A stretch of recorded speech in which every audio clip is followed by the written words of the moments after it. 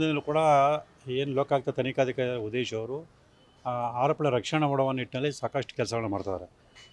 ಅದು ದೊಡ್ಡ ಬ್ರಹ್ಮಾಂಡ ಭ್ರಷ್ಟಾಚಾರ ಅಂದರೆ ಸರ್ಕಾರದ ಆಸ್ತಿಯನ್ನು ಕಬಳಿಸುವಂಥ ದೊಡ್ಡ ಒಂದು ಭ್ರಷ್ಟಾಚಾರದ ವಿಚಾರದಲ್ಲಿ ಗಂಭೀರವಾಗಿ ತನಿಖೆಯನ್ನು ನಡೆಸಿ ಸತ್ಯಾಂಶನ ಎತ್ತಿಡಿದು ಆರೋಪಿಗಳಿಗೆ ಶಿಕ್ಷೆ ಕೊಡಿಸೋದು ಕೆಲಸ ಮಾಡಬೇಕಿತ್ತು. ಆದರೆ ಲಭ್ಯವಿರೋ ದಾಖಲಾತಿಗಳ ಮಾಹಿತಿಯ ಪ್ರಕಾರ SP ಉದೇಶ್ ಅವರು ಆರೋಪಿಗಳ ರಕ್ಷಣೆ ಮಾಡೋ ನಿಟ್ಟಿನಲ್ಲಿ ಅವರ ಪ್ರಭಾವಕ್ಕೊಳಗಾಗಿ ಸಾಕಷ್ಟು ಸಾಕ್ಷ್ಯಗಳಿದ್ದರೂ ಕೂಡ ಆ ಸಾಕ್ಷ್ಯಗಳ ಕೊರತೆಯನ್ನು ಸುಳ್ಳು ಮಾಹಿತಿ ಇಟ್ಕೊಂಡು ಸುಳ್ಳು ಅಂತಿಮ ವರದಿನ ಮಾನ್ಯ ನ್ಯಾಯಾಲಯಕ್ಕೆ ಸಲ್ಲಿಸಿದ್ದಾರೆ.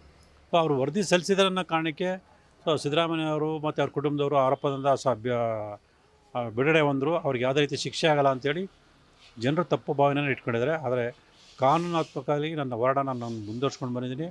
ಅವ್ರ ವಿರುದ್ಧ ಏನು ಆರೋಪ ಮಾಡಿದ್ದೀನಿ ಆ ಆರೋಪವನ್ನು ಸಾಬೀತುಪಡಿಸಿ ಅವ್ರಿಗೆ ಶಿಕ್ಷೆ ಕೊಡಿಸುವಂಥ ನಿಟ್ಟಿನಲ್ಲಿ ನಿರಂತರ ಕಾನೂನು ಪ್ರಕ್ರಿಯೆ ನಡೀತಾ ಇದೆ. ಯಾವುದೇ ಕಾರಣಕ್ಕೂ ಈ ಒಂದು ಪ್ರಕರಣದಲ್ಲಿ ಸಿದ್ದರಾಮಯ್ಯ ಆಗಲಿ ಅಥವಾ ಅವ್ರ ಕುಟುಂಬದವರಾಗಲಿ ಮತ್ತು ಇತರ ಯಾರೇ ಈ ಒಂದು 50-50 ನಿವೇಶನ ಹಂಚಿಕೆ ಸಂಬಂಧಪಟ್ಟಾಗೆ ತಪ್ಪನ್ನು ಮಾಡಿದರೆ ಅಂದರೆ ಅಪರಾಧ ಕೃತ್ಯ ಮಾಡಿದರೆ ಅವರೆಲ್ಲರಿಗೂ ಶಿಕ್ಷೆ ಕಟ್ಟಿಟ್ಟ ಬುತ್ತಿ.